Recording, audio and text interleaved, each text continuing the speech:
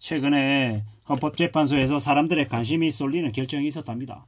함께 살고 있는 가족이 다른 가족의 돈을 떼먹어도 법으로 처벌할 수 없었던 친족 상도례가 헌법에 어긋난다라는 결정이 나왔답니다. 박세리, 박수홍 가족의 갈등을 보면 우리는 알 수 있습니다. 부모가 자식의 돈을 써도 처벌받지 않는다라고 하는 그 친족 상도례, 이 뭔가 좀 잘못된 거잖아요. 이게 꽤 오랫동안 지속이 되어 왔던 이제 법이랍니다. 가족들 간의 재산 범죄에 대해서 국가의 개입을 최소화하자라는 취지입니다. 하지만 전통적인 가족이 해체되고 경제생활 형태도 변하면서 이 조항이 변해야 된다라고 하는 이야기가 나온 겁니다. 친족 상도례가 주목받은 건 2021년 박수홍 씨 친형이 고소당하는 일, 그때부터인 거죠. 박 씨의 친형과 형수가 무려 61억 7천만 원을 횡령했다라고 보고 기소했답니다. 근데 이제 그때 박수홍 씨의 아버지가 그 자금 관리를 자기가 했다, 자기가 이렇게 한 거다라고 하면서 박수홍 씨의 아버지가 친족 상도례를 악용하려고 했습니다. 이게 함께 살고 있지 않으면 형제들 사이에는 친족 상도례가 적용되지 않기 때문에 박 씨의 형 처벌을 막으려고 친족 상도례에 제한이 없는 아버지가 나선 거라고 얘기합니다. 최근에는요, 박세리의 아버지와 박세리 간의 고소사건도 있습니다. 친족 상도례가 적용되지 않는 방식으로 법적 대응을 이제 박세리의 아버지가 하려 했다, 뭐 이런 것들도 얘기가 나오던데, 이랬건 저랬건 간에 참 이제 가족 재산 분쟁의 모습이 오죽하면은 헌법재판소까지 이렇게 왔냐라는 겁니다. 친족 상도례 때문에 재산 문제로 고통받는 이들이 너무 많다라는 겁니다. 참 어처구니가 없죠. 지적 장애인인 A씨의 작은아버지가 A씨의 돈을 퇴직금하고 상속재산을 가로채 가지고 썼던 일도 있고, 참 이래저래 이제 그런 일들이 너무도 많았다라는 겁니다. 이제 와서 보니까 헌법에 너무 어긋난다라는 거죠. 친족 상도례가 폐지가 돼야 되는 게 맞다라는 얘기들이 많이 나오고 있는 거죠. 참 어처구니가 없습니다. 어처구니가. 이제는 가족의 형태, 경제활동의 양상이 변했다라는 겁니다. 맞습니다. 예. 오죽하면은 뭡니까, 축구선수 손흥민의 아버지가 그렇게 얘기했죠. 자신의 돈은 자신의 돈, 아들의 돈은 아들의 돈이다, 절대로 간여할 바가 못 된다라고 얘기했던 게 요즘 사람들의 이제 인식을 대변하는 이야기가 아닌가라는 생각을 해봅니다.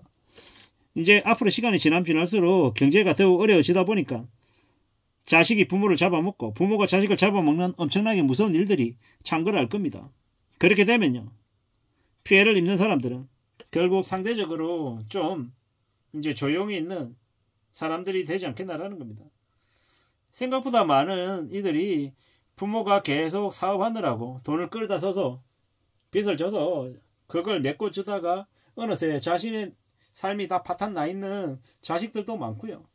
자식의 그 사업병에 끌려다니면서 부모가 뒤치다꺼리 해주다가 부모의 노후까지 다 탕진하는 그런 일들도 막 생깁니다. 그런 것들을 볼 때 이제는 부모는 부모, 자식은 자식, 형제는 형제, 개개인의 이제 경제적인 삶의 모습을 어떤 식으로든 스스로 책임지는 모습들이 필요하다면 어떨 때는 법적인 그 잣대까지도 좀 엄격하게 할 필요가 있지 않겠나라는 겁니다. 참 많은 생각들이 들죠. 가족 재산 분쟁 피해자들이 너무도 많다라는 거죠. 이러한 것들이 바로 좀 잡힐 필요가 있는 것 같습니다.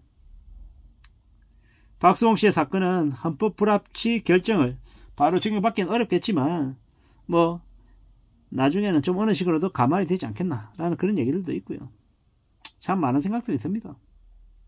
친족 간의 재산 범죄 처벌을 면제하는 규정을 전면 폐지하거나 가족의 범위를 좀 줄이고 가족의 경제 공동체 재산 형성 기여도를 고려하는 방식 등이 아마 대체입법에서 얘기가 나오지 않을까라는 말도 있습니다. 무엇보다도 모든 것들이 돈 문제와 많이 연결이 되어 있는 것 같고요. 참 자식과 부모의 관계를 쉽게 단절할 수 없듯이 친족 상도례라고 하는 그 오래된 법이 많은 사람들을 슬프게 하고 안타깝게 하고 두렵게 하는 것 같습니다. 이제라도 좀 법이 좀 바뀌었으면 좋겠다라는 것. 그리고 어떤 식으로든 돈 거래는 또 신중해야 될 것 같다라는 생각을 해봅니다. 참 살아가는 삶이 어떻게 흘러가려나, 어떻게 되려나 라는 그런 생각도 많이 듭니다. 좀 더 조심하고 염려하고 살아야 되는데 정말로 남들과의 관계에서 돈 거래를 하지 않는 건 좀 소홀하지만 가족들 간의 관계에서 돈 문제는 정말로 쉽지 않은 부분이죠. 그걸 너무도 잘 알고 있기 때문에 사람들이 친족 상도례를 쉽게 뭐라고 얘기 못했던 것 같습니다. 앞으로 시간이 지날수록 돈 문제로 힘들어하는 사람들은 더 많아질 것 같다. 그게 개인 간의 관계든 친척 간의 관계든 직접적인 혈연 관계이든 뭐든 간에 우리는 좀 더 삶이 더 어려워질 것임을 인정하고 명심하고 살아가야 될 것 같습니다. 참 막막하고 참 무서운 시대를 우리가 살고 있는 것 같다라는 겁니다. 친족 간의 재산 범죄가 많아지기 때문에 저러한 얘기들이 나오는 게 아닐까라는 생각을 해봅니다. 참 부모나 형제가 잘 살게 도와주지는 못할 망정 저러고 있다라는 겁니다. 가족이라고 봐줬던 게 범죄를 더 키웠습니다. 가족이든 친구이든 뭐 없습니다.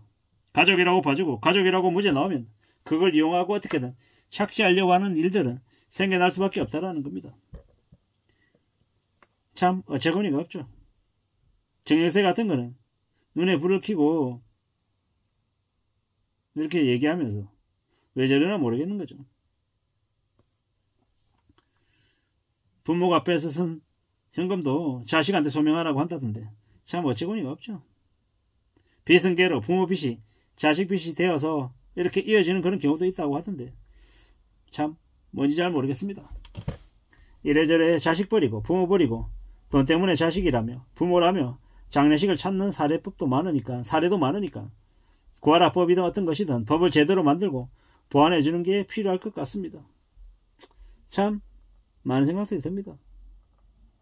1950년대에 시작된 법이 2024년까지 얼마나 많은 사람들이 피해를 봤을지 지금도 자행되고 있으니까 좀 잘 생각해 볼 필요가 있는 것 같습니다.